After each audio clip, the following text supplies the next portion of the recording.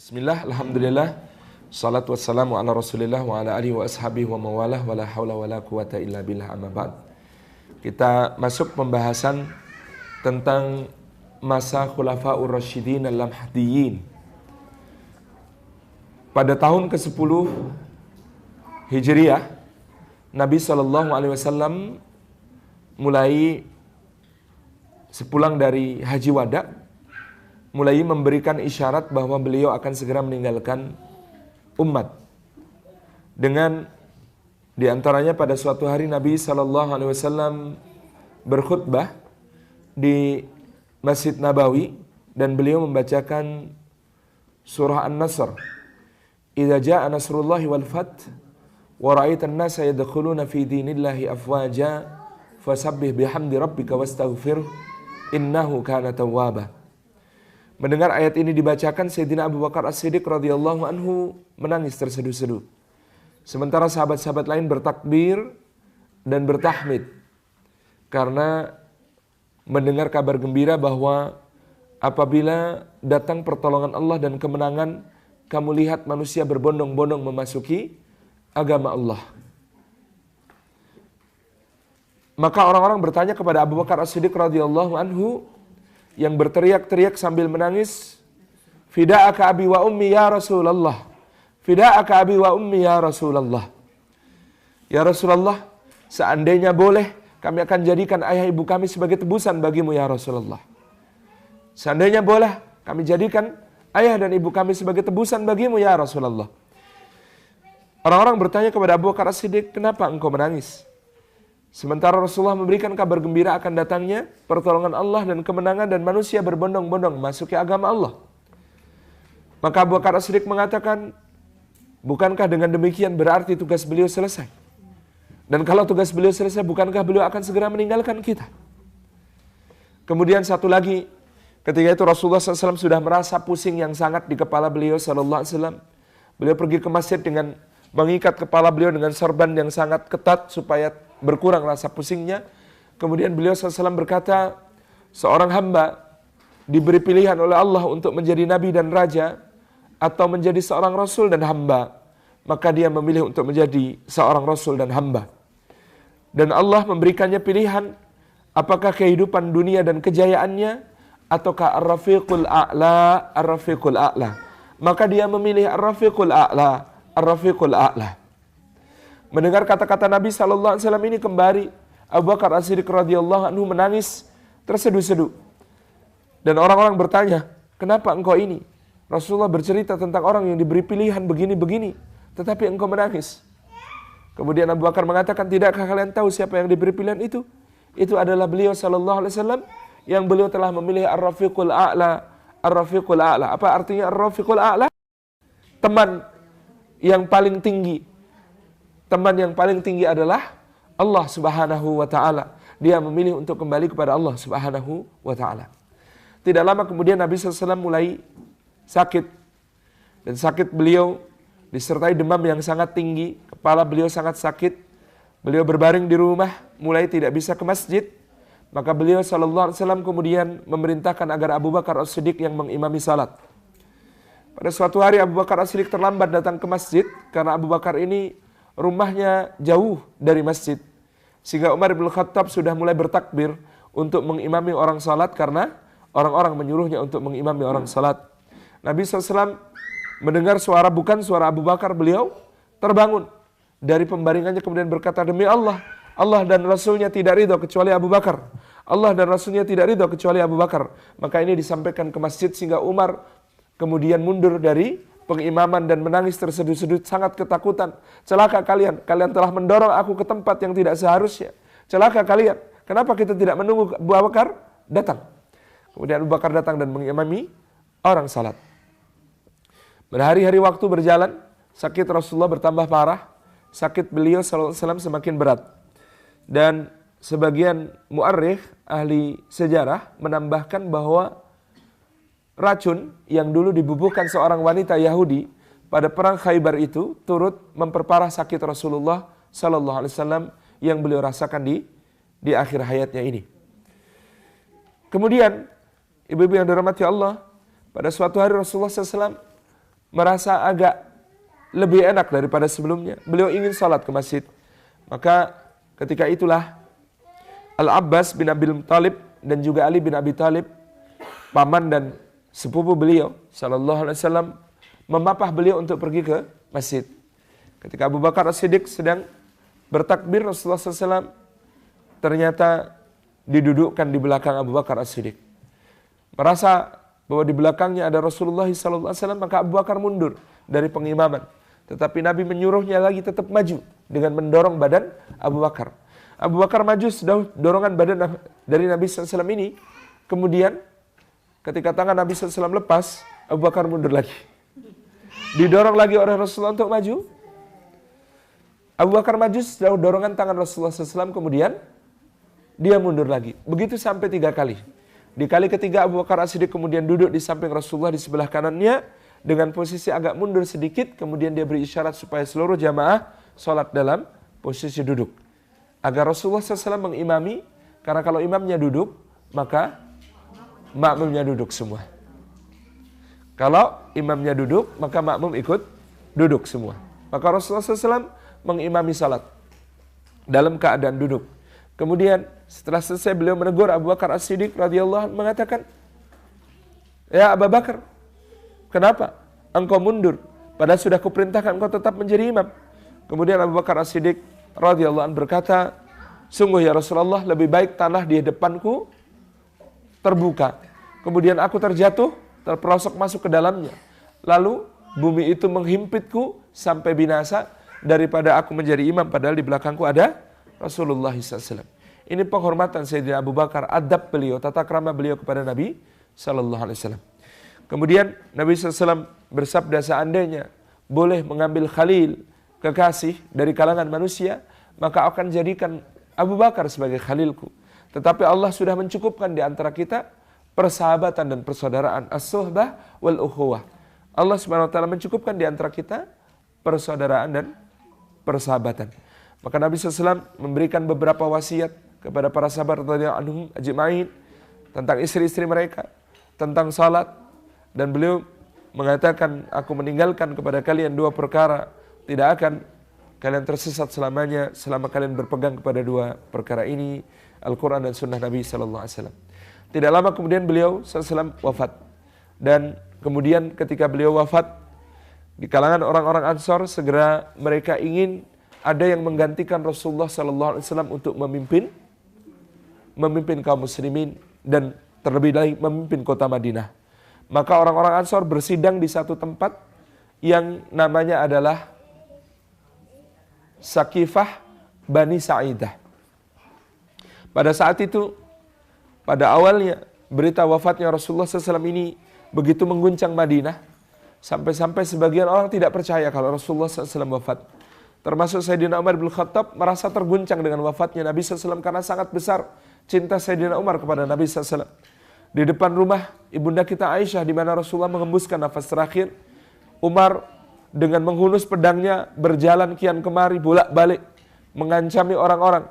Demi Allah, Rasulullah tidak wafat. Rasulullah hanya menghadap Allah. Nanti beliau akan kembali. Ini karena kesedihan yang sangat luar biasa yang mengguncang Umar. Beliau sampai seperti ini. Dulu Musa juga dikatakan mati karena dia pergi menghadap Allah selama 40 hari. Demi Allah, Rasulullah pun demikian. Nanti Rasulullah akan kembali. Siapa orang munafik yang berani mengatakan Rasulullah wafat, maju ke sini akan kupotong lidahnya. Ini Sayyidina Umar itu sampai seperti ini. Bahasa Jawanya ngomyang. Apa bahasa Indonesianya ngomyang? Menceracau. Kalau ngigo kan tidur. Kalau ini menceracau, ini setengah sadar setengah enggak. Jalan ke sana kemari. Sampai akhirnya Abu Bakar As-Siddiq datang. Kalau Umar nggak bisa masuk ke rumah. Kenapa? Karena beliau ajnabi. Tidak ada hubungan dengan pemilik rumah, yaitu Aisyah. Sementara Abu Bakar adalah ayahnya Aisyah. Maka Abu Bakar langsung masuk ke dalam rumah, melihat jasad Nabi SAW. Kemudian beliau mencium jasad Nabi SAW, mengatakan, betapa harumnya engkau ya Rasulullah ketika masih hidup. Betapa harumnya pula engkau ketika sudah wafat. Kalau ini memang kematianmu ya Rasulullah, maka demi Allah, Allah tidak akan mengumpulkan 2 kematian padamu. Maka selamat tinggal dan selamat sampai kami berjumpa engkau ya Rasulullah. Fa inna lillahi wa inna ilaihi raji'un. Kemudian Abu Bakar keluar dan kemudian menenangkan orang-orang. Umar tidak mau ditenangkan sampai Abu Bakar membaca ayat wa ma Muhammadun illa rasul qad khalat min qablihi rusul afa immata au qutilan qalabatum ala aqabikum wa may yanqalib ala aqibaihi fala yadhurrullaha syai'a. Kata Abu Bakar, siapa yang menyembah Muhammad maka Muhammad mati. Siapa yang menyembah Allah, Allah hidup kekal. Muhammad itu tidak lain hanyalah seorang rasul. Sebelum Muhammad sudah banyak rasul. Apakah kalau dia mati atau terbunuh kalian akan berbalik ke belakang? Maka Abu Bakar As-Siddiq radhiyallahu anhu ketika membaca ayat ini, Umar merasa gemetar, lemes, jatuh, pedangnya terbanting ke tanah dan dia berlutut. Seakan-akan kata Umar, kami baru tahu bahwa ada ayat semacam itu setelah dibacakan oleh Abu Bakar. Padahal ayat itu kami baca, sering kami baca, tetapi rasa-rasanya seakan ayat itu baru turun ketika Abu Bakar membacakannya. Maka Abu Bakar berhasil menangani krisis pertama kaum muslimin, yaitu krisis ketika penduduk Madinah ini terguncang dengan wafatnya Rasulullah SAW. Maka Abu Bakar memimpin pengurusan jenazah Rasulullah SAW, dan di antara mereka yang kemudian berada di dalam rumah Rasulullah SAW adalah Sayyidina Ali bin Abi Thalib. Ada juga Sayyidina Abbas bin Abdul Muttalib. Kemudian ada Fadl bin Abbas, putra Sayyidina Abbas. Kemudian di situ juga ada Usamah bin Zaid yang kemudian ikut mengurus jenazah Nabi SAW. Di tengah kesibukan mengurus jenazah Nabi SAW dan orang yang bergelombang datang untuk mensolatkan Rasulullah SAW, Umar mendatangi Abu Bakar bersama Abu Ubaidah bin Al-Jarrah. Kepada Abu Bakar, Umar mengatakan, engkau harus segera pergi bersamaku ke Bani Sa'idah. Kata Abu Bakar, ada apa? Tidakkah engkau lihat aku sedang sibuk di sini? Kata Umar, ada yang lebih penting yang harus engkau urus. Apa itu? Orang-orang Ansar sudah mulai membicarakan soal khalifah dan mereka hendak mengangkat orang Ansar sebagai khalifah. Maka kemudian Abu Bakar As-Siddiq disertai Umar dan Abu Ubaidah bergegas menuju Saqifah Bani Sa'idah. Ketika itu orang-orang Ansar hampir mensepakati seorang sahabat yang sangat mulia. Namanya adalah Sa'ad bin Ubadah radhiyallahu anhu. Sa'ad bin Ubadah ini pemimpin suku Khazraj yang sangat dihormati. Kedermawanannya terkenal di mana-mana. Kebaikan akhlaknya sangat mulia. Dan beliau, Sa'ad bin Ubadah sedang sakit, terbaring di pojok Saqifah. Sementara orang-orang Ansar mengatakan, kita akan sepakati Sa'ad bin Ubadah sebagai khalifah. Abu Bakar, Umar dan Abu Ubaidah masuk kemudian mengatakan kepada orang-orang Ansar, wahai orang-orang Ansar, ala risrikum, sebentar. Apakah yang kalian putuskan ini tanpa melibatkan kami? Kata orang-orang Ansar, sesungguhnya Madinah ini adalah tanahnya orang-orang Ansar. Dan kesinilah Rasulullah SAW berhijrah. Maka kami orang-orang Ansar merasa memiliki tanggung jawab untuk segera menunjuk pemimpin yang akan memimpin kota Madinah. Wahai orang-orang Ansar, kata Abu Bakar As-Siddiq, demi Allah kalian mengetahui sendiri, bangsa Arab kesemuanya tidak akan ridho dipimpin kecuali oleh Quraisy. Maka serahkanlah urusan ini kepada Quraisy. Rasulullah seorang muhajir, maka penggantinya juga sudah selayaknya muhajirin. Maka orang-orang Ansar bangkit fanatismenya kemudian mengatakan, kalau begitu dari kalian ada khalifah, dari kami ada khalifah. Kalau begitu dari kalian ada khalifah, dari kami ada khalifah. Abu Bakar As-Siddiq mengatakan, Rasulullah SAW belum dikuburkan. Dan apakah umat beliau sudah akan dipecah-pecah seperti ini? Tidak, demi Allah. Hanya ada satu orang khalifah. Adapun kalian, wahai orang-orang Ansar, adalah para wazir. Nahnul khulafa wa antumul wuzara. Kata Abu Bakar, kami adalah para khalifah Rasulullah SAW, sedangkan kalian adalah para wazir. Sedangkan kalian adalah orang-orang yang pasti membantu para khalifah itu. Dan tidak mungkin seorang khalifah memutuskan satu urusan tanpa berunding dengan kalian, wahai orang-orang Ansar. Kemudian kemudian Abu Bakar As-Siddiq berpidato untuk memberikan satu pengakuan kepada keutamaan orang-orang Ansar dan kebaikan-kebaikan mereka. Lalu kemudian Abu Bakar As-Siddiq mengatakan, dengan ini saya nyatakan, wahai orang-orang Ansar, sungguh demi Allah, khalifah itu harus berasal dari Quraisy, dan saya bersama dengan dua orang yang berasal dari Quraisy. Inilah Abu Ubaidah bin Al-Jarrah dan Umar ibn Khattab. Pilihlah siapapun yang kalian pilih di antara mereka, baiat mereka sebagai khalifah. Sungguh Rasulullah wafat dalam keadaan ridho kepada mereka berdua. Ini yang dikatakan Abu Bakar As-Siddiq. Umar bin Khattab dengar kalimatnya Abu Bakar, gemeteran pucat pasi. Abu Ubaidah bin Al-Jarrah nunduk nangis terseduh-seduh. Kemudian Umar mengambil inisiatif, justru engkau ya Abu Bakar yang akan kami baiat menjadi khalifah karena engkau lebih utama daripada kami. Engkau lebih dahulu masuk Islam. Engkau adalah sahabat Rasulullah SAW di dalam gua. Engkau adalah orang yang menjadi imam ketika Rasulullah masih hidup. Ini yang dikatakan oleh Umar bin Khattab. Abu Bakar tersenyum kemudian mengatakan, ya Umar, engkau lebih kuat. Maka jadilah engkau khalifah, aku ridha tentang itu. Umar bin Khattab mengatakan, demi Allah kekuatanku ini hanya akan menjadi penopang bagi keutamaanmu. Maka kemarikan tanganmu wahai khalifah Rasulullah, aku membaiatmu. Inilah Umar membaiat Abu Bakar As-Siddiq radhiyallahu anhu sebagai khalifah. Kemudian diikuti oleh Abu Ubaidah bin Al-Jarrah membaiat Abu Bakar sebagai khalifah. Kemudian seluruh orang Ansar yang hadir di dalam majelis itu termasuk Sa'ad bin Ubadah membaiat Abu Bakar sebagai khalifah. Maka di sini kita melihat Khalifah Abu Bakar As-Siddiq ini dipilih oleh kaum muslimin secara aklamasi. Semua sepakat. Tidak ada yang meragukan Abu Bakar adalah orang yang paling layak untuk kemudian menjadi pemimpin pengganti Rasulullah Sallallahu Alaihi Wasallam. Jadi kalau kita lihat nanti akan terjadi beberapa variasi di dalam cara memilih seorang khalifah, pemimpin di dalam Islam yang kemudian menjadi penanggung jawab urusan kaum muslimin. Inilah Abu Bakar As-Siddiq dipilih dengan aklamasi. Semua orang membaiat beliau, tidak ada yang meragukan kapasitas beliau. Karena apa? Karena Abu Bakar ini adalah orang yang dalam isyarat Nabi SAW telah ditetapkan sebagai khalifah sejak sebelumnya. Yaitu sudah ngimami sejak Rasulullah masih hidup. Beliau yang mampu menenangkan kaum muslimin ketika terguncang. Beliau yang kemudian mampu untuk berdiplomasi dengan orang-orang Ansar sehingga perpecahan itu dapat dicegah dan seterusnya. Maka jadilah Abu Bakar As-Siddiq radhiyallahu anhu sebagai seorang khalifah yang memimpin kaum muslimin. Perintah pertama beliau ketika menjadi khalifah adalah berangkatkan pasukan Usamah yang sudah tertunda-tunda. Jadi ketika itu sebelum Rasulullah sakit, Rasulullah membentuk satu pasukan.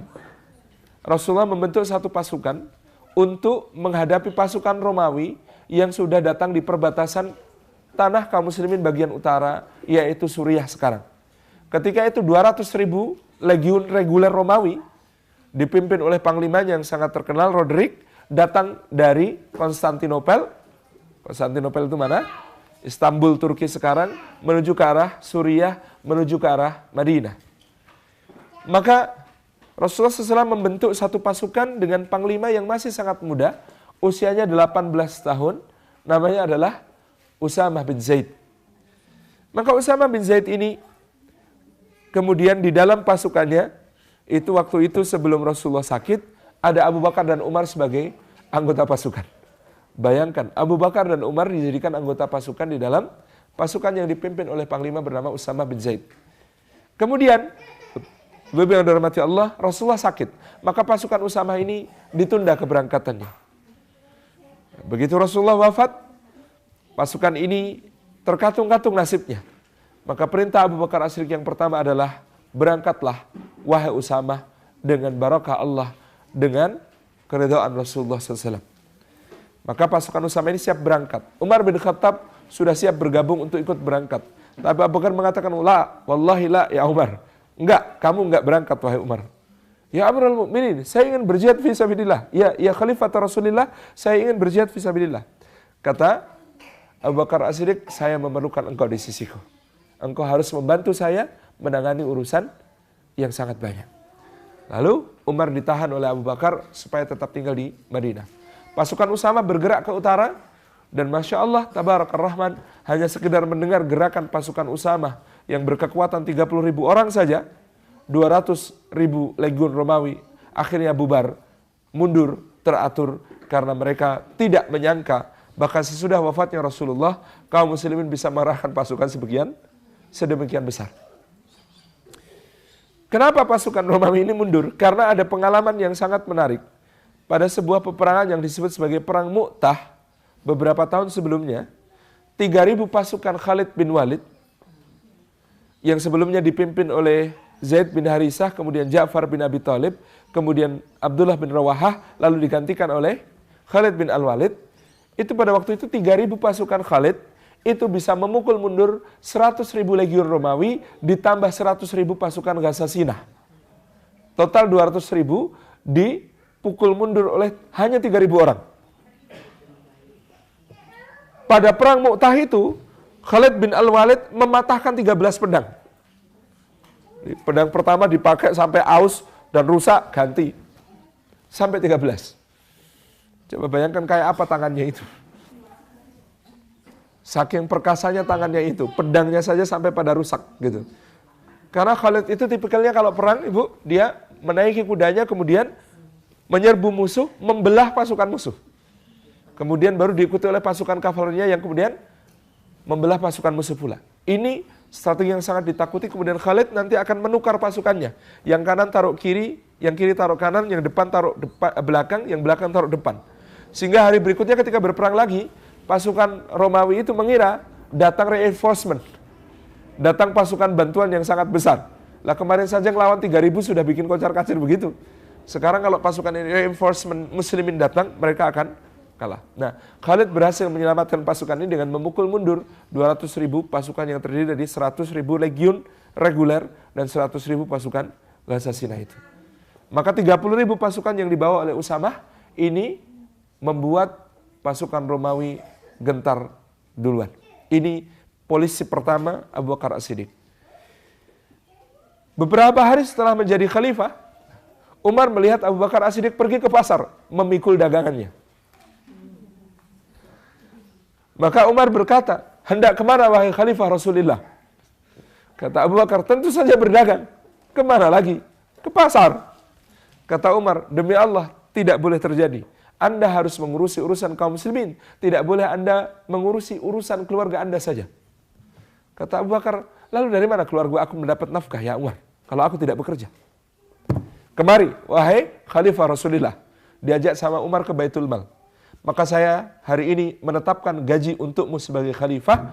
Gajimu adalah pakaian untuk musim dingin 1, pakaian untuk musim panas 1, makanan yang tengah-tengah, bukan yang terbaik tapi juga bukan yang terburuk yang dimakan oleh kaum muslimin, kemudian selimut untuk musim dingin, gitu ya, seekor tunggangan untuk kendaraan, dan sekian.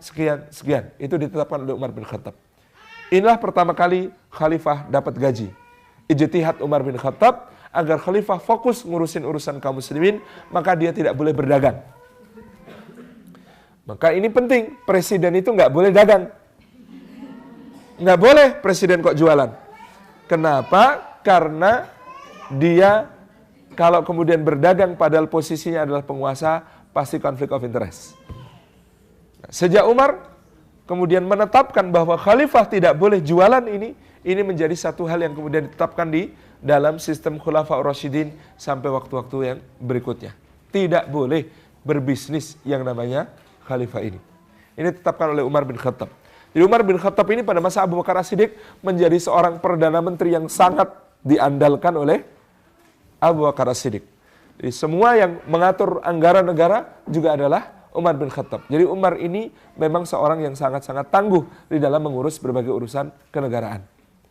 Kemudian Bapak Ibu yang dirahmati oleh Allah Subhanahu wa taala, kita bisa melihat di dalam kebijakan Abu Bakar As-Siddiq selanjutnya, waktu itu mulai timbul gejolak karena berita wafatnya Rasulullah sudah menyebar ke berbagai suku Arab. Muncullah kemudian gerakan pemberontakan dalam bentuk satu gerakan riddah, gerakan murtad kembali keluar dari Islam. Dan kemudian disusul oleh gerakan nabi-nabi palsu. Ada Musailimah, yang betul Musailimah bukan Musailamah. Kalau kita periksa di Kitabul Asma, lamnya di kasrah bukan di fathah. Musailimah Al-Kadzab yang kemudian menjadi nabi palsu di Yamamah. Kemudian ada Tulaihah Al-Asadi yang juga menjadi nabi palsu di Bani Asad. Kemudian ada Al-Aswad Al-Ansi yang menjadi nabi palsu di Yaman. Kemudian ada nabi palsu dari Bani Tamim, seorang perempuan, dan banyak sekali nabi-nabi palsu yang muncul pada saat itu. Demikian pula ada gerakan menolak membayar zakat. Masih tetap mengaku muslim tapi menolak membayar zakat. Maka Abu Bakar berunding untuk kemudian mengatasi berbagai macam persoalan ini, sehingga Abu Bakar mengirim sariyah, detasemen-detasemen militer untuk kemudian memerangi nabi-nabi palsu dan memerangi orang-orang yang riddah, yang kemudian memberontak dan murtad dari Islam. Bani Tamim terutama, Bani Fazarah terutama, kemudian juga suku-suku Arab Badui yang tinggal di Najd, Yamamah, sampai ke Yaman. Ini yang kemudian menjadi sasaran ekspedisi-ekspedisi ini. Kebanyakannya ditaklukkan dengan damai, mereka kembali kepada Islam, tetapi sebagian harus diperangi sampai perang yang sangat dahsyat, di antaranya perang dengan Musailimah Al-Kadzab yang sampai membuat banyak qurra, banyak para penghafal Al-Quran berguguran syahid. Nah, karena gugurnya para penghafal Al-Quran ini, Sayyidina Umar sampai harus mengusulkan kepada Abu Bakar untuk mengumpulkan wahyu Al-Quranul Karim dalam mushaf yang tertulis lengkap. Karena Umar sangat khawatir gugurnya para qurra akan membuat Al-Quran itu hilang. Maka Abu Bakar mengatakan, ya Umar, hadhi bid'ah ma amara nabiha Rasulullah SAW. Ini akan menjadi satu bid'ah, wahai Umar, karena Rasulullah tidak memerintahkan kita yang demikian. Kata Umar bin Khattab, demi Allah ya khalifata Rasulillah, ini harus kau lakukan atau engkau akan melihat umat ini kehilangan Al-Quran. Jadi melalui Sayyidina Umar pula, Allah Subhanahu wa Ta'ala menjaga Al-Quran, yaitu dengan diusulkannya pembentukan satu panitia untuk menulis Al-Quran. Ini zaman Abu Bakar As-Siddiq. Ketua panitianya dipilih seorang yang masih sangat muda, tetapi dengan ketelitian luar biasa, dengan disiplin luar biasa di dalam soal ilmu. Namanya Zaid bin Thabit radhiyallahu anhu. Pada saat itu usia Zaid bin Thabit baru sekitar 14 atau 15 tahun. Dan Zaid mengetuai satu tim yang anggotanya diantaranya adalah Utsman bin Affan yang sudah berusia 60 tahun. Anggota tim juga ada Mu'ad bin Jabal, Ubay bin Ka'ab, gitu ya. Anggota tim juga ada adalah sahabat Ali bin Abi Thalib radhiyallahu anhu. Mereka kemudian menyusun mushaf Al-Quran dengan cara siapapun yang merasa memiliki hafalan Al-Quran yang dia dengar dari Rasulullah SAW, wajib maju mengajukan hafalannya dengan menghadirkan dua orang saksi bahwa dia memang mendengarnya dari Rasulullah. Kemudian seluruh ayat itu ditulis. Seluruh ayat itu ditulis. Semua yang memiliki hafalan ditunggu. Semua yang memiliki catatan-catatan Al-Quran hendaklah dikumpulkan. Dan mereka harus mengajukan persaksian. Dengan disiplin yang luar biasa, maka tersusunlah mushaf yang disebut sebagai Mushaful Imam. Mushaf yang menjadi standar untuk siapapun yang menghafal Al-Quran. Mushaf ini akan disimpan oleh Abu Bakar As-Siddiq, kemudian nanti disimpan oleh Umar bin Khattab, baru pada masa Sayyidina Utsman bin Affan, mushaf ini diperbanyak menjadi 5 eksemplar untuk menjadi Mushaful Imam, standar-standar bagi kota-kota besar dunia Islam saat itu, di antara adalah Kairo, Damaskus, kemudian Basrah, Kufah, dan juga Yaman.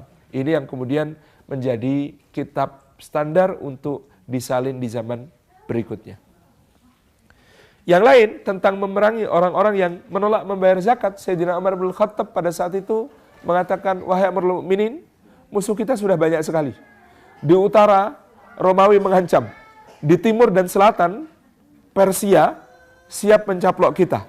Orang-orang riddah belum selesai. Nabi-nabi palsu masih ada yang bergerak secara bebas. Dan engkau hendak memerangi orang yang sekedar menolak membayar zakat. Engkau sungguh membahayakan negara ini, kata Umar bin Khattab. Bagaimana tidak, wahai Umar? Sesungguhnya ini adalah pembangkangan yang nyata. Penolakan mereka untuk membayar zakat kalau dibiarkan maka akan menjadi satu hal yang menular kepada orang-orang yang lain.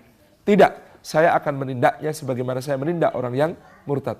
Wahai Khalifah Rasulullah, kata Umar bin Khattab, mereka masih ahlul kiblah, mereka masih salat, kenapa kita memerangi mereka? Kata Abu Bakar As-Siddiq, demi Allah wahai Umar, tidakkah engkau tahu di dalam Al-Quran perintah salat dan perintah zakat itu nyambung. Aqimus salah wa atuz zakah. siapa yang memisahkan salat dengan zakat, maka aku akan memeranginya. Demi Allah, kata Abu Bakar, kalau mereka menolak untuk memberikan tali kekang yang dulu mereka berikan kepada Rasulullah SAW, aku akan memerangi mereka. Umar hari itu takjub. Kata Umar, aku belum pernah melihat Abu Bakar setegas ini, dan jauh lebih tegas daripada aku yang justru kemudian memaksakan untuk lembut kepada orang-orang yang menolak membayar zakat. Dan terbukti kebijakan Abu Bakar As-Siddiq inilah yang lebih tepat.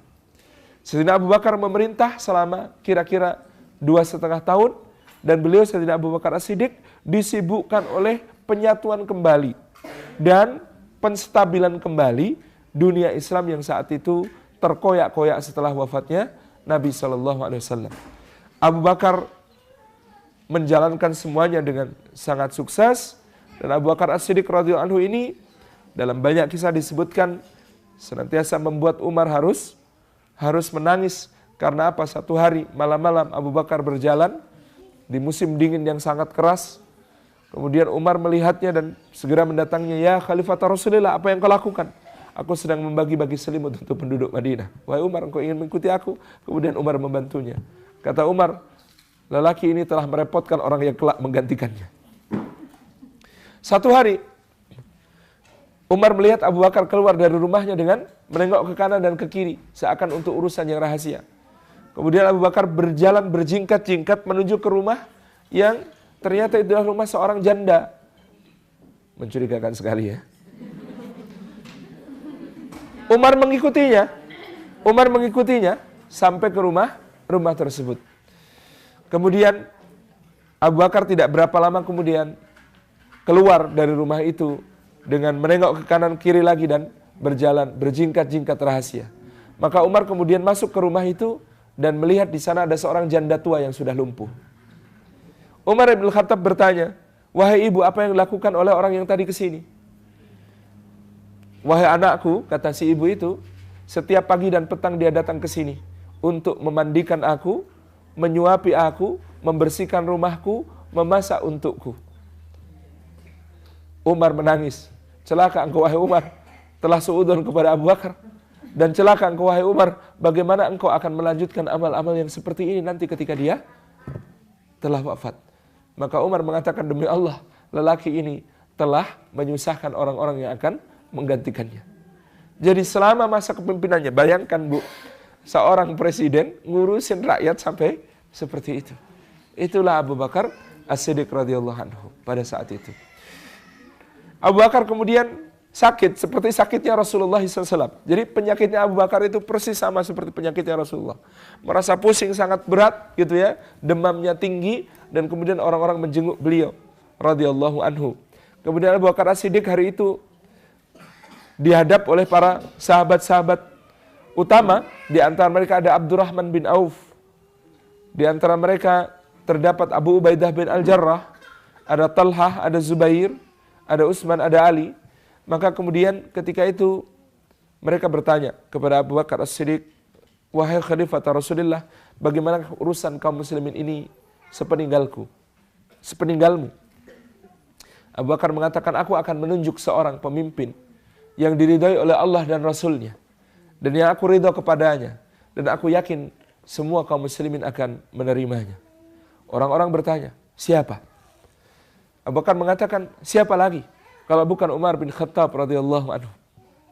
Maka Abdurrahman bin Auf dan yang lain saling pandang. Mereka ragu.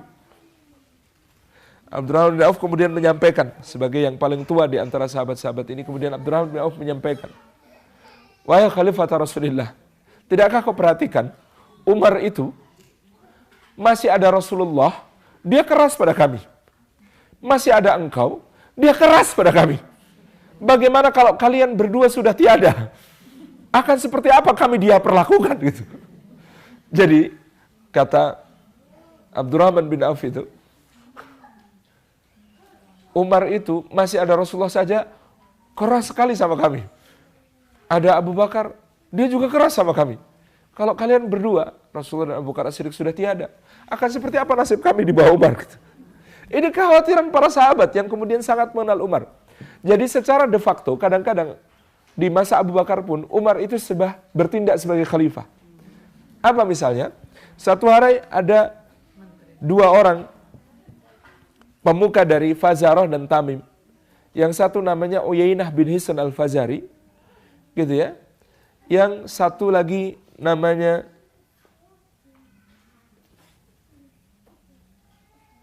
ini lupa. Selain Uyainah bin Hisn al-Fazari, ada satu lagi tokoh dari suku Tamim. Nanti kalau ingat insya Allah saya sebutkan. Mereka menghadap kepada Abu Bakar As-Siddiq radhiyallahu anhu. Mereka mengatakan, kami ini mu'allaf. Sejak masa Rasulullah kami menerima bagian dari zakat. Maka ini saatnya kami mengambil bagian zakat kami.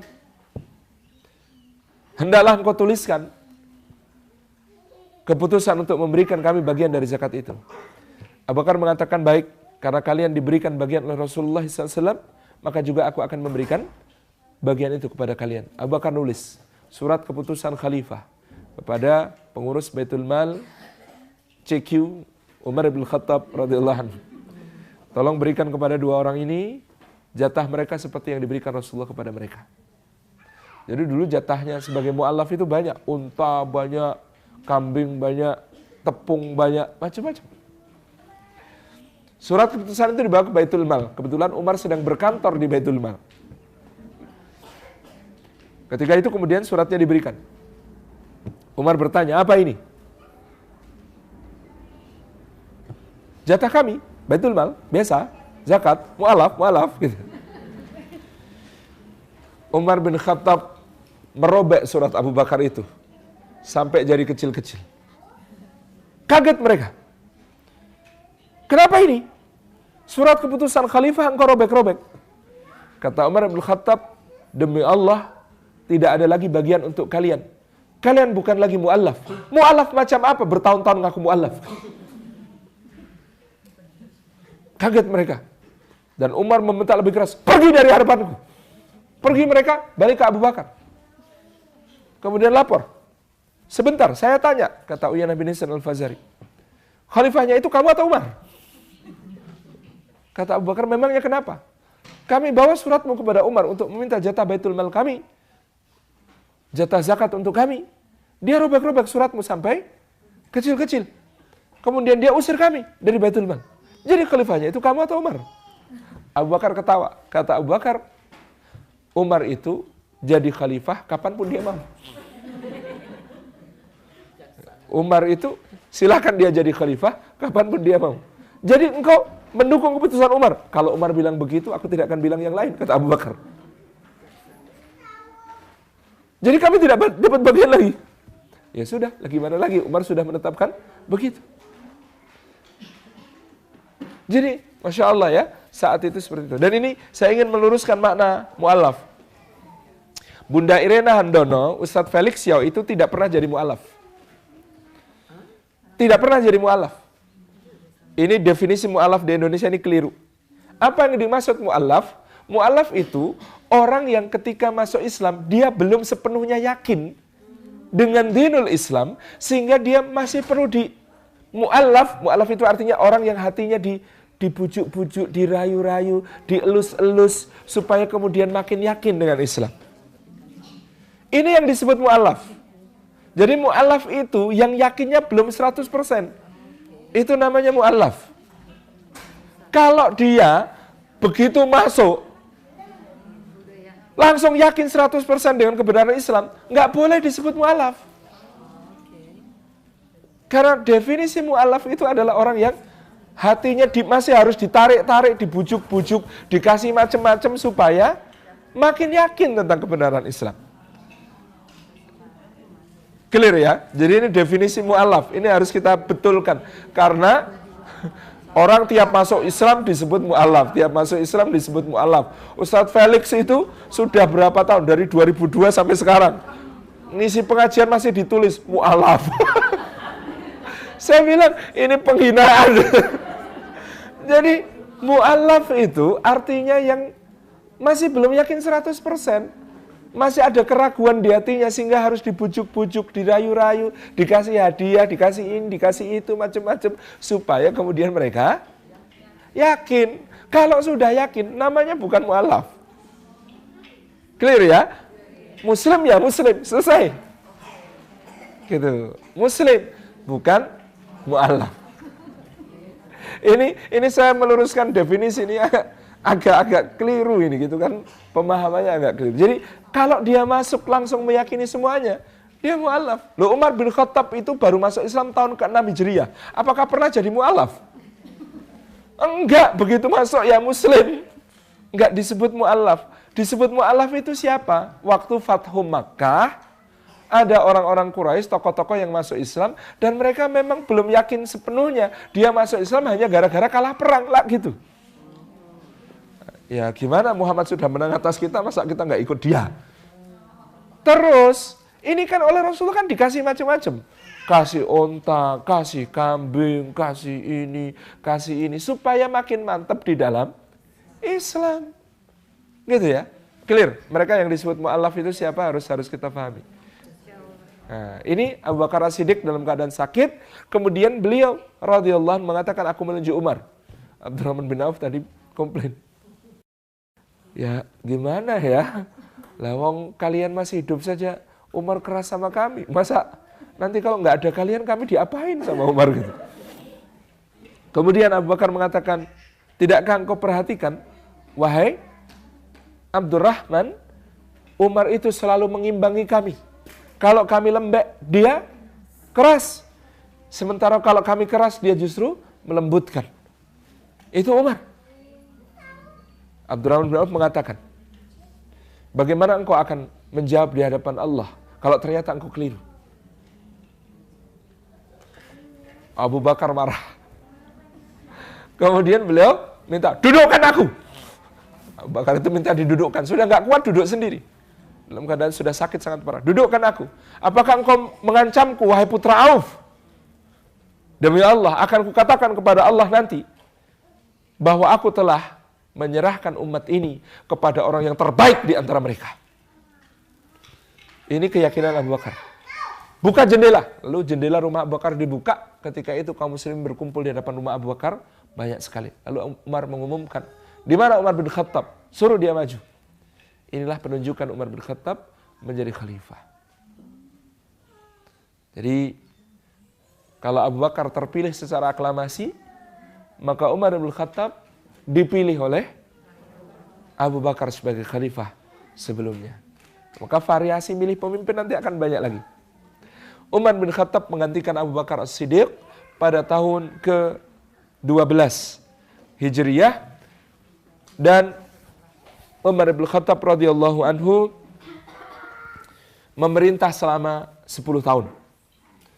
Pada masa kepemimpinan Umar bin Khattab, wilayah kaum muslimin berlipat-lipat meluas dan kesejahteraan juga berlipat-lipat meningkat. Kestabilan tercapai di akhir masa pemerintahan beliau yang nanti akan beliau wariskan kepada Sayyidina Utsman bin Affan dalam keadaan yang sangat baik. Jumlah negara yang dinaungi kekuasaan Umar kalau dikonversi sekarang adalah sekitar 28 negara. Membentang dari Pakistan sampai ke Maroko. Jauh sekali ya. Ini yang kemudian ada pada masa pemerintahan Sayyidina Umar bin Khattab radhiyallahu anhu. Kalau Umar, ibu-ibu mungkin sudah sangat familiar karena ada serialnya. Sudah nonton serial Umar yang diterbitkan oleh Qatar? Ini sangat recommended, 30 episode untuk ditonton sebagai pemahaman kita tentang masa pemerintahan Sayyidina Umar bin Khattab. Masa pemerintahan Sayyidina Umar ditandai dengan berbagai inovasi. Karena beliau ini seorang yang sangat kompeten di dalam pemerintah, sudah kita sebut di pertemuan yang lalu. Sayyidina Umar bin Khattab itu oleh Rasulullah digambarkan ketika memerintah sebagai penimba air, timbanya berubah menjadi timba raksasa. Itu yang akan dilakukan oleh Sayyidina Umar bin Khattab ketika menjadi khalifah, adalah memberikan satu perluasan wilayah dan kesejahteraan yang sangat besar bagi kaum muslimin. Pada masa Sayyidina Umar bin Khattab, beliau dalam segi perluasan wilayah, meluaskan wilayah ke arah utara sampai ke Baitul Maqdis, ke barat dengan membuka Mesir, dan ke timur dengan mengakhiri kekaisaran Persia. Pertama-tama ke barat ketika itu dengan mengutus Amr bin al-As untuk menaklukkan Mesir. Ketika itu Amr bin al-As berangkat dengan 30.000 pasukan menyeberangi Laut Merah dan kemudian menuju ke Mesir. Pada saat itu ibu kota Mesir adalah bukan Kairo tetapi Alexandria, Iskandaria. Inilah ibu kota Mesir, dan Mesir saat itu berada di bawah kekuasaan Kekaisaran Romawi Timur yang berpusat di Konstantinopel. Amr bin al-As ketika itu ternyata harus berhadapan dengan legiun Romawi berkekuatan 200.000 orang yang dipimpin oleh seorang panglima Romawi yang sangat cerdik namanya Artabun. Nah, Artabun ini datang dengan armada laut yang sangat besar mempertahankan Iskandaria dan pertempuran berkecamuk. Seorang utusan menghadap kepada Umar bin Khattab melaporkan bahwa Romawi dipimpin Artabun, panglimanya yang paling cerdas. Kata Umar bin Khattab sambil tersenyum, "Mari kita coba mana yang lebih cerdas, Artabun Romawi atau Artabunnya Arab." Siapa Artabunnya Arab? Amr bin al-As. Lelaki yang sangat cerdas, lelaki yang sangat pandai diplomasi, lelaki yang sangat hebat di dalam memimpin pasukan besar. Maka kemudian Amr bin al-As meminta bantuan kepada Umar bin Khattab untuk diberi reinforcement pasukan yang berkekuatan kira-kira 3.000 orang. Tambahan 3.000 orang ini dihajatkan untuk menghadapi kekuatan darat yang datang dari arah barat. Kemudian Umar bin Khattab ternyata menjawabnya dengan mengirim 3 orang. Minta 3.000, dikasih 3. Yang dikirim adalah Mu'ad bin Jabal, Abdullah bin Rawahah, dan Ubay bin Ka'ab. Ketika kemudian sampai kepada Amr bin al-As, "Kalian bawa pasukan 3.000? Enggak. Loh, aku tuh mintanya 3.000. Loh, Umar ngirim kami cuma bertiga itu. Ada surat untukku?" Ada, dikasihkan. Suratnya dibaca. "Telah kukirimkan kepadamu 3 orang yang masing-masingnya senilai lebih dari 1.000 orang." Jadi 3 orang sahabat ini, Abdullah bin Mas'ud, Ubay bin Ka'ab, Mu'ad bin Jabal, kata Umar, 1 orang nilainya lebih dari 1.000 orang. Memang mereka adalah sahabat-sahabat utama Rasulullah SAW, dan mereka terlebih adalah para qurra, ahli Al-Quran. Yang kemudian di tengah-tengah medan perang membangkitkan semangat umat dengan Al-Quran. Sehingga kemudian pasukan ini berhasil memukul mundur pasukan Artabun, sehingga kocar-kacir angkatan laut Romawi mundur ke Konstantinopel dalam keadaan yang sangat-sangat memprihatinkan. Mesir futuh. Ke arah utara, Rasulullah SAW mengirim Khalid bin Al-Walid dan Abu Ubaidah bin Al-Jarrah. Sebelumnya Khalid bin Walid adalah panglima utamanya pada masa Abu Bakar As-Siddiq. Jadi panglima angkatan bersenjata tertinggi masa Abu Bakar adalah Khalid bin Walid. Ketika Khalid sedang berperang di Damaskus, maka wafatlah Abu Bakar dan kemudian Umar menjadi khalifah. Maka Umar mengganti Khalid dengan Abu Ubaidah bin Al-Jarrah. Ini akan menjadi satu kisah yang sangat menarik, karena kemudian orang-orang menyalahkan Umar. "Kenapa engkau ini? Apakah engkau dengki kepada saudaramu itu?" Jadi Khalid dan Umar itu sepupu. "Kenapa engkau memecat Khalid di saat Khalid yang kemudian berada dalam keadaan terbaik? Nggak ada panglima yang seperti Khalid. Sampai-sampai kaum muslimin itu percaya kalau Khalid yang mimpin kita pasti menang."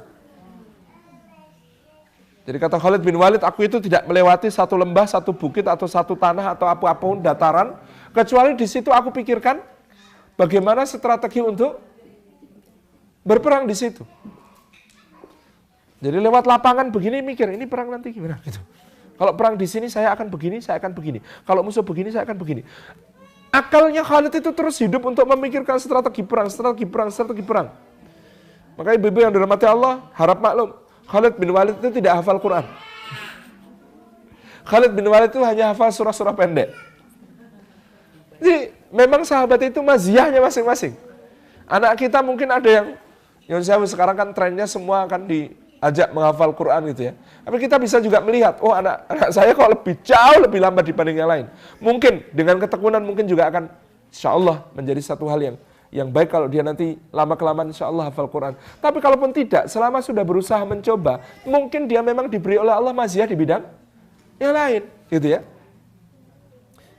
Ya, tapi jangan jadi excuse.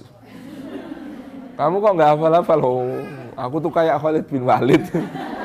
Dalam soal apanya? Cuma hafal surah-surah pendek, perangnya jauh. Gitu ya. Jadi itu, Masya Allah.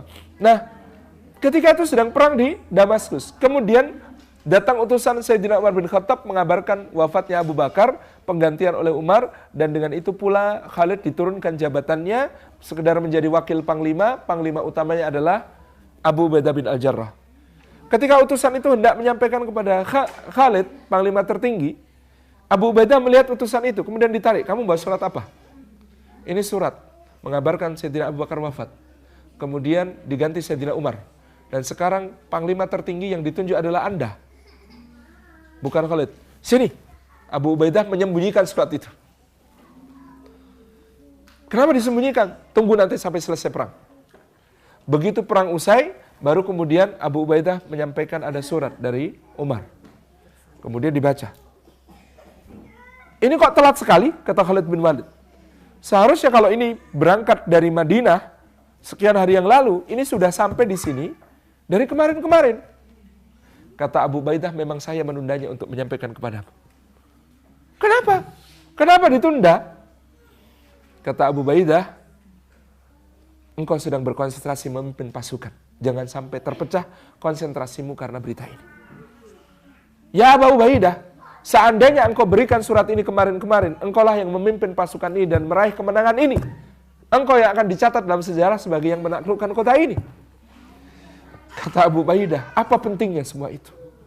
Kata Abu Ubaidah bin Al-Jarrah, apa pentingnya semua itu?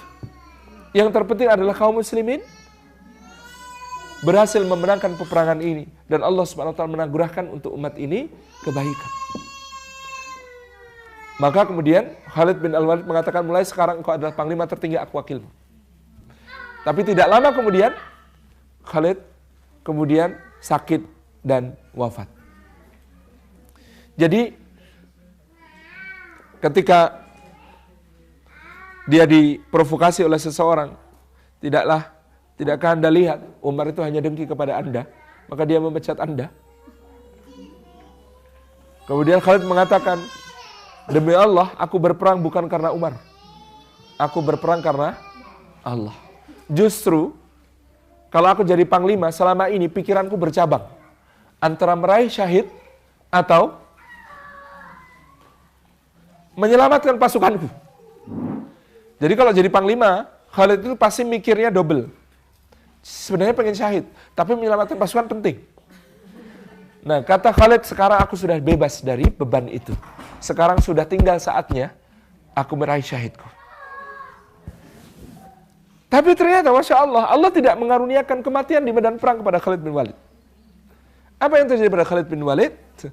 Beliau wafat di pembaringan. Nah, saat itu beliau mengeluh kepada seorang sahabat. Sahabat ini sahabat muda dari kalangan Ansar, namanya Qais bin Sa'ad bin Ubadah. Anaknya Sa'ad bin Ubadah yang tadi kita sebut dalam sakit. Kemudian Khalid mengatakan, aduhai, kenapa Allah tidak menganugerahkan kepadaku kematian di medan perang? Kata Qais bin Sa'ad bin Ubadah, karena kamu ini pedang Allah. Mana mungkin Allah ridho pedangnya patah di tangan musuhnya? Masya Allah ya, sahabat itu keren banget omongannya gitu. Keren banget pemaknaannya gitu ya. Menghibur. Wahai Khalid, engkau ini pedang Allah. Mana mungkin Allah rela pedangnya dipatahkan oleh musuh-musuhnya? Tidak. Allah sendiri yang akan mengambilmu ke sisinya sebagai kecintaannya. Gitu. Gitu. Jadi, Ibu-ibu yang dirahmati Allah, inilah kemudian foto satu negeri yang disebut sebagai Baitul Maqdis atau Palestina. Patriarch Sophronius, pemimpin gereja di Baitul Maqdis, kemudian mengatakan, saya hanya mau menyerahkan kunci kota ini kepada khalifah kalian. Saya tidak mau hanya diserahkan kepada panglima kalian, tetapi kepada khalifah kalian. Maka mintalah agar khalifah datang ke sini. Dikirim surat ke Madinah agar Sayyidina Umar datang ke Baitul Maqdis. Maka ketika itu Sayyidina Umar bin Khattab segera bersiap-siap untuk berangkat ke Baitul Maqdis. Abdurrahman bin Auf sudah menyiapkan rombongan. Kata Umar, mau apa itu? Loh, menyertai engkau ke Baitul Maqdis. Buat apa? Enggak usah. Aku berangkat sama Aslam berdua. Aslam itu budaknya. Kemudian beliau menunjuk Sayyidina Ali bin Abi Thalib sebagai wakil beliau di Madinah. Kemudian beliau berangkat ke Baitul Maqdis. Naik ontanya karena bawa onta cuma satu. Gantian sama Aslam. Kadang-kadang Aslam yang naik, Sayyidina Umar yang nuntun. Gantian kadang-kadang Umar yang naik, Aslam yang nuntun. Terus gitu ya. Begitu menjelang kota Baitul Maqdis, pas gilirannya Aslam. Pas gilirannya Aslam yang naik, Umar nuntun. Maka mereka memasuki kota Baitul Maqdis dalam keadaan Umar nuntun, unta yang dinaiki Aslam. Penduduk Baitul Maqdis sudah menunggu di benteng kota dan mereka menanti-nanti. Mana ini pemimpin besar yang sudah berhasil mengalahkan Romawi, yang sudah berhasil mengalahkan negeri. Mana rombongannya kok tidak tampak. Ketika kemudian Umar dan Aslam ini datang, mereka mengira ini pembawa kabar.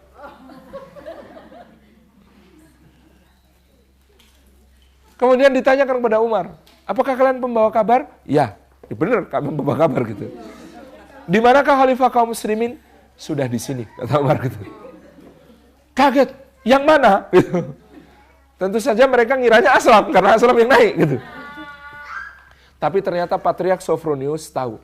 Dia langsung menghampiri Umar dan memeluknya.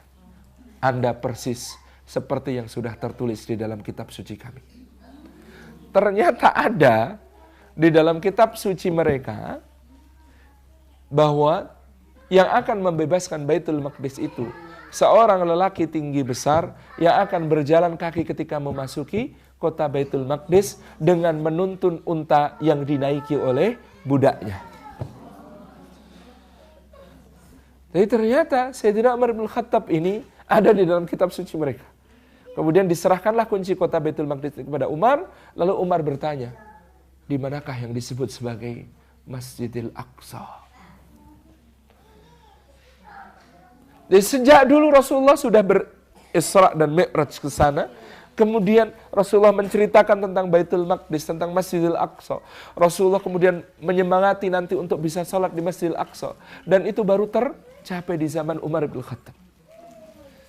Kemudian Umar memasuki kompleks Masjidil Aqsa. Ternyata tempat di mana dulu Rasulullah SAW bermi'raj itu tempat sampah. Maka dibersihkan oleh Umar semuanya dengan tangannya. Lalu kaum muslimin mengikutinya. Kemudian beliau minta izin kepada Patriark Sophronius untuk salat. Patriark Sophronius mengajaknya ke gerejanya yang sekarang disebut sebagai Kanisatul Qiyamah, gereja The Holy Sepulchre, gereja makam suci yang dipercaya dulu di situ ada gua tempat Yesus dikuburkan. Di situ dibawa ke situ oleh Sophronius, silahkan salat di tempat kami. Kata Umar, tidak. Kalau saya salat di gereja Anda, kaum muslimin di waktu yang akan datang akan mengatakan, Umar sholat di sini kami akan membangun masjid. Lalu mereka akan membuat gereja Anda ini digusur dan dibangun masjid. Saya akan sholat di luar. Lalu Umar sholat sepelemparan dari Kanisatul Qiyamah ini, yang sekarang ada masjidnya, beneran ternyata dibikin masjid nantinya. Ada namanya Masjid Umar. Disitulah Umar sholat menghadap ke Baitullah Ka'bah dari arah Baitul Maqdis. Baru pada hari berikutnya Umar memerintahkan pembangunan Masjid Qibli. Masjid yang dibangun sesuai arah kiblat, yang sekarang kita bisa lihat kubahnya berwarna perak, ada di bagian yang terdepan arah ke selatan di Masjidil Aqsa. Sementara yang disebut sebagai Masjidil Aqsa adalah keseluruhan komplek yang di dalamnya termaksud juga adalah Dome of the Rock. Dome of the Rock itu Qubatus Sakhrah, itu kubah untuk menutupi batu yang dulu dipakai take off-nya Rasulullah ketika Mi'raj. ke langit, gitu ya. Jadi kompleks keseluruhan ini yang disebut sebagai Masjidil Aqsa.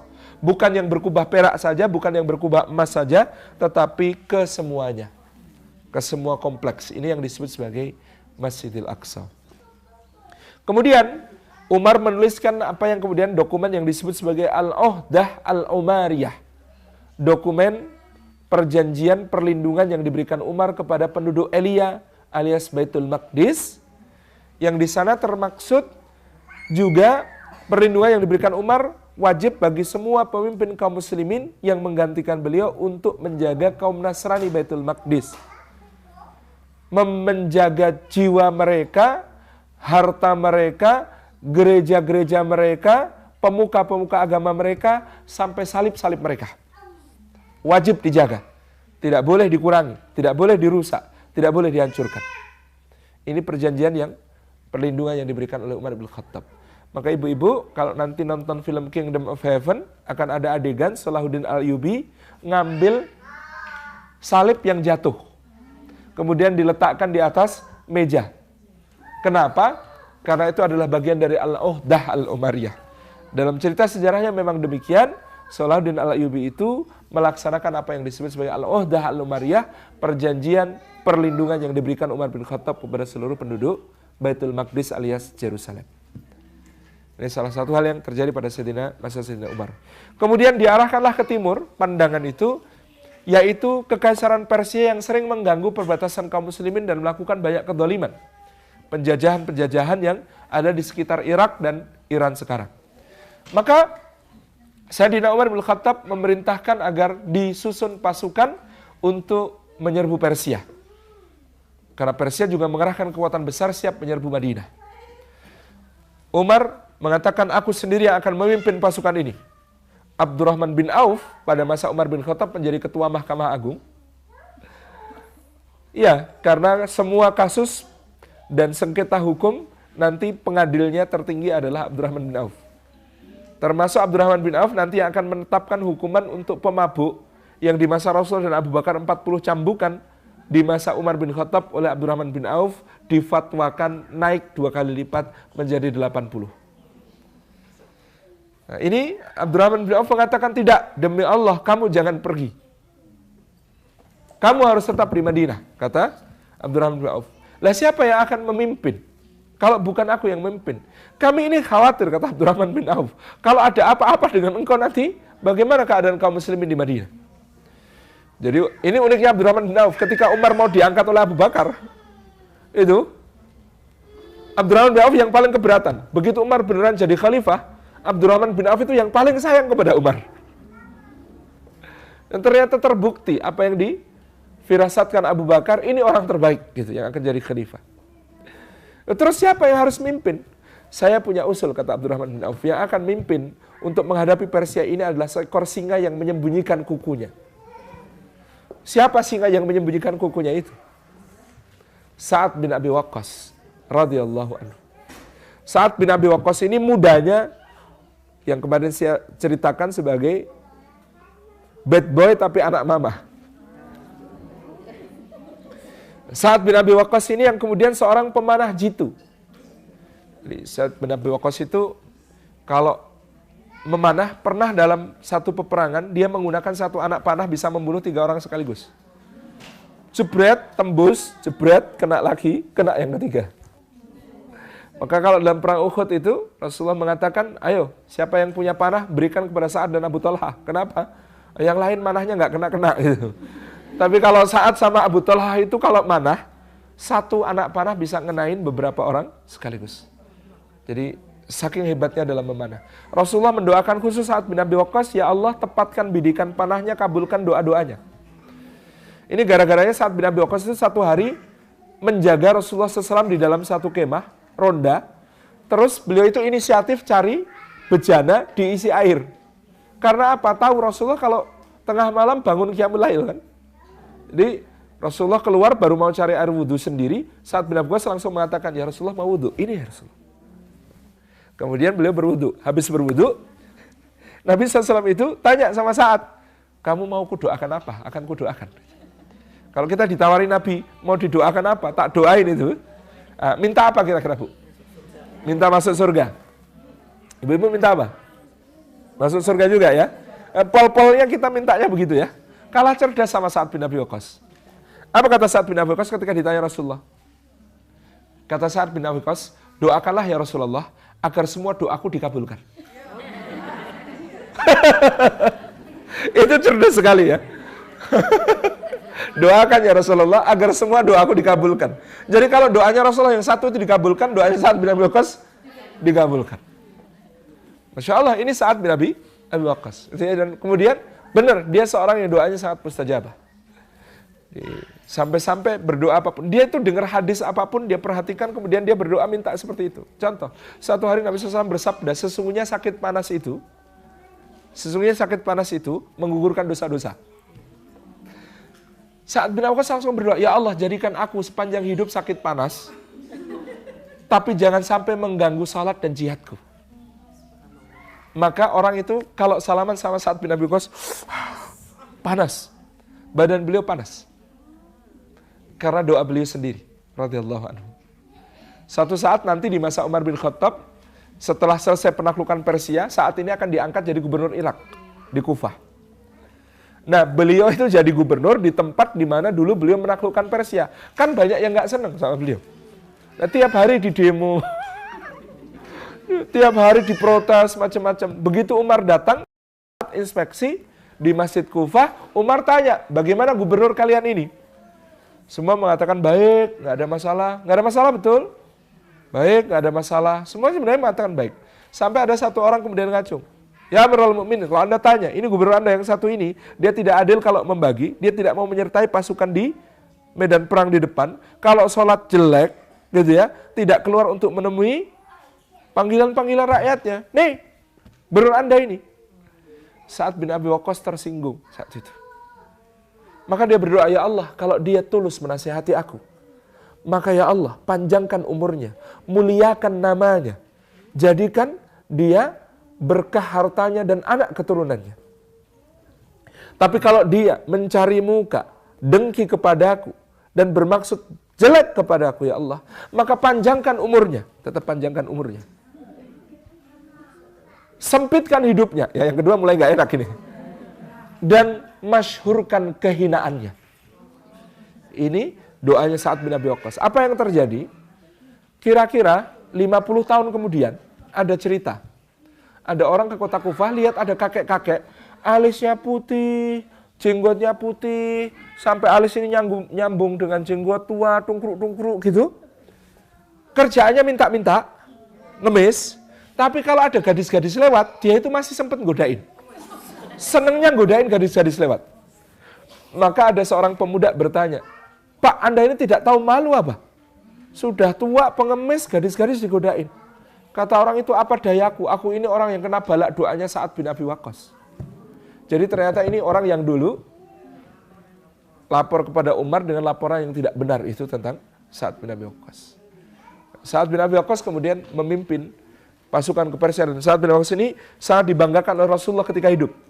Jadi orang Ansor itu suka pamer paman kesayangan.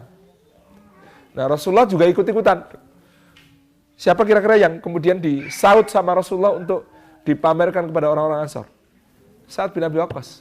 Ini pamanku, mana paman kalian? Hadza khali, paman dari pihak ibu. Khali itu paman dari pihak ibu. Hadza khali, aina khalikum? Ayo, mana paman-paman kalian? Ini pamanku. Mana yang lebih hebat daripada pamanku?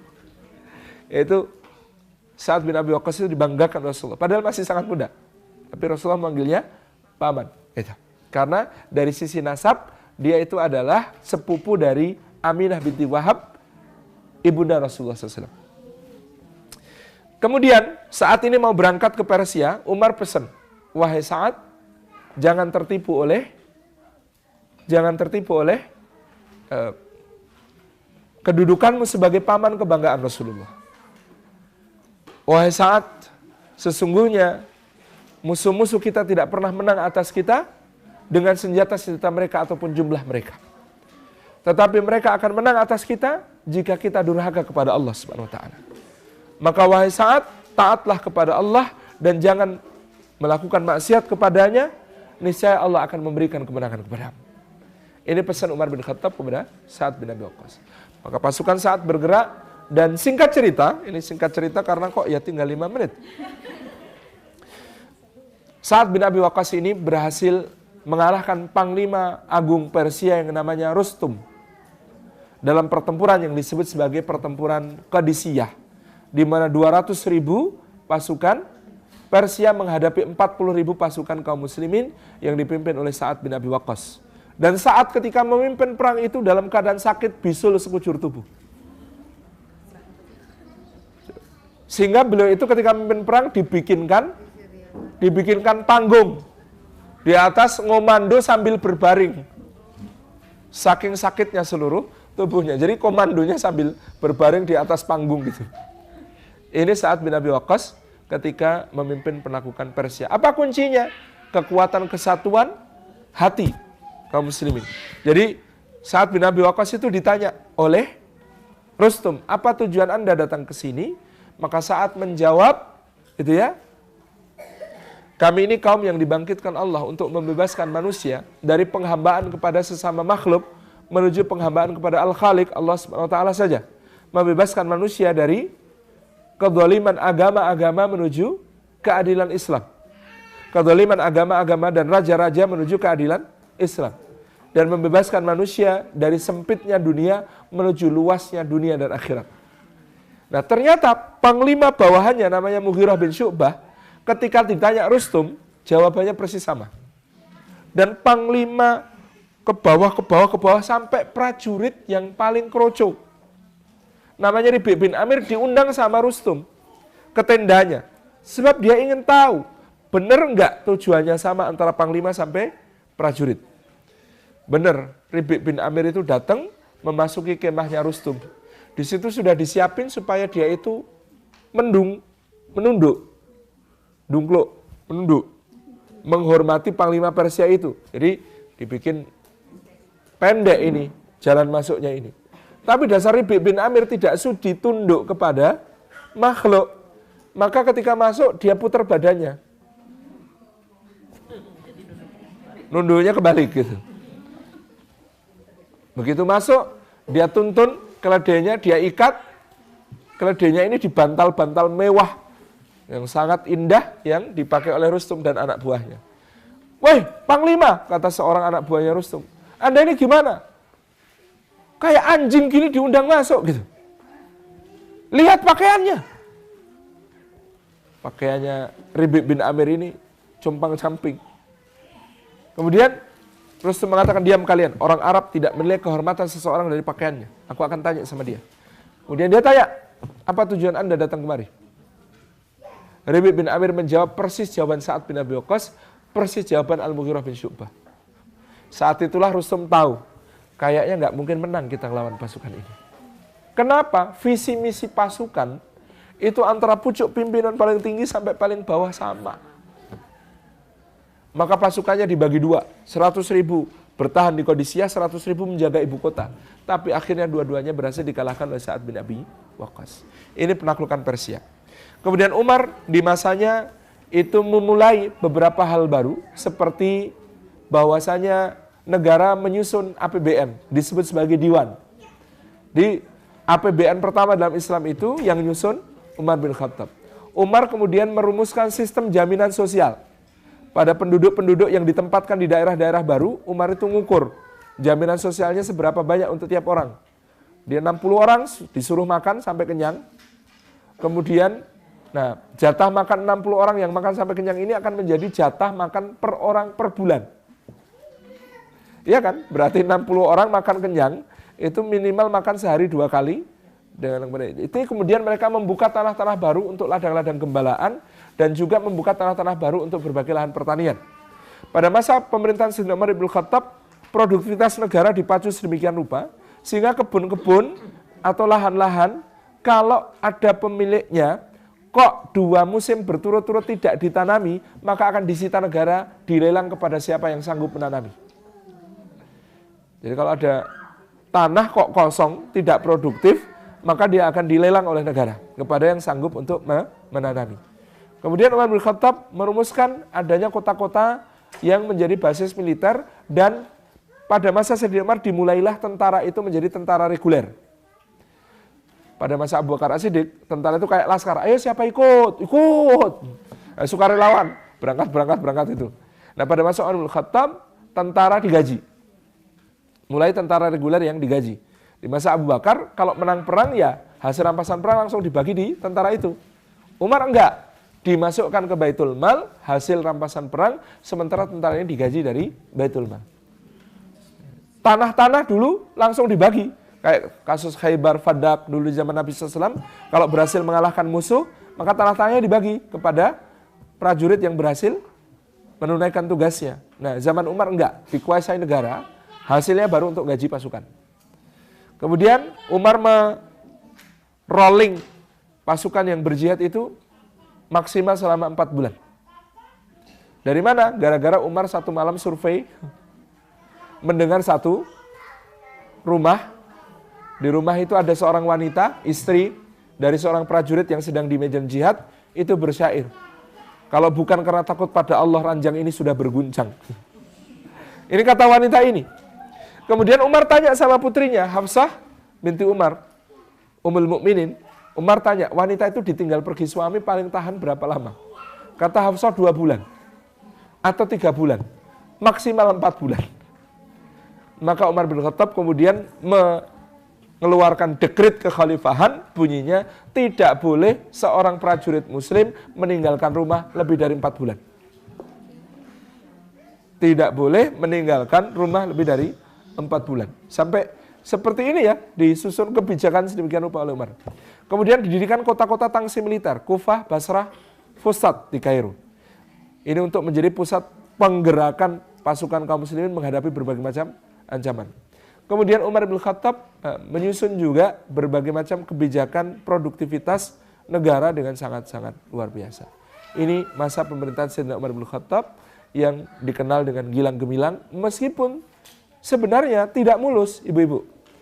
Beberapa waktu setelah kemenangan Persia, ternyata tidak lama kemudian krisis melanda. Apa itu namanya Ramadah? Ramadah itu musim kering yang sangat parah. Selama 2 tahun tidak turun hujan. Ini melanda Jazirah Arab, Yaman, terutama 2 daerah itu. Sehingga kemudian Umar bin Khattab harus menata berbagai macam kebijakan untuk mengatasi krisis ini. Sampai-sampai beliau selama 2 tahun dalam masa krisis ini mengharamkan untuk makan enak. Umar hanya makan roti dengan lemak, minyak.